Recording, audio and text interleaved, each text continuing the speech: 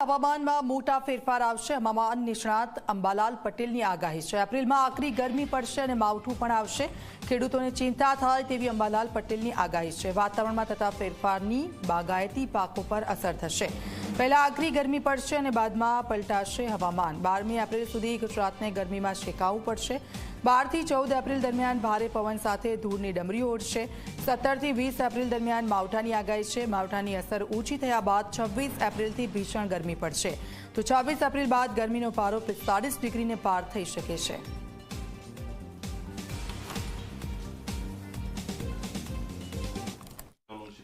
તાપમાન 5 એપ્રિલથી વધવાની શક્યતા રહેશે.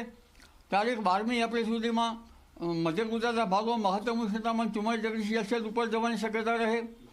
આ ઉપરાંત કચ્છના ભાગો, ઉત્તર ગુજરાતના ભિન્ન ભાગો જેવા કે પાટણ, બનાસકાંઠાના ભાગો, સાબરકાંઠાના ભાગો, ઉપરાંત અરવલ્લીના ભાગો અને પંચમહાલના પૂર્વ ગુજરાતના ભાગો, પંચમહાલના ભાગોમાં પણ મહત્તમ ઉષ્ણતામાન 42-43 ડિગ્રી સેલ્સિયસ જેવું થવાની શક્યતા રહે.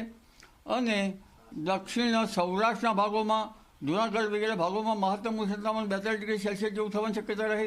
પશ્ચિમ સૌરાષ્ટ્રના ભાગોમાં 37-38 ડિગ્રી સેલ્સિયસ જેવું મહત્તમ ઉષ્ણતામાન થવાની શક્યતા રહે.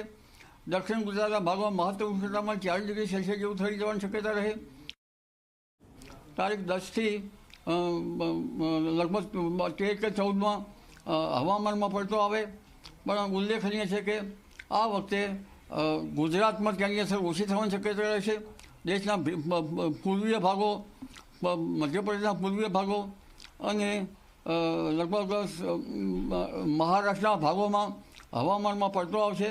દક્ષિણ ગુજરાતના કેટલાક ભાગમાં હવામાનમાં પડતો આવી શકે, પણ ગુજરાતના ભાગમાં હવામાનમાં ઓછો પડતો આવવાની શક્યતા રહેશે.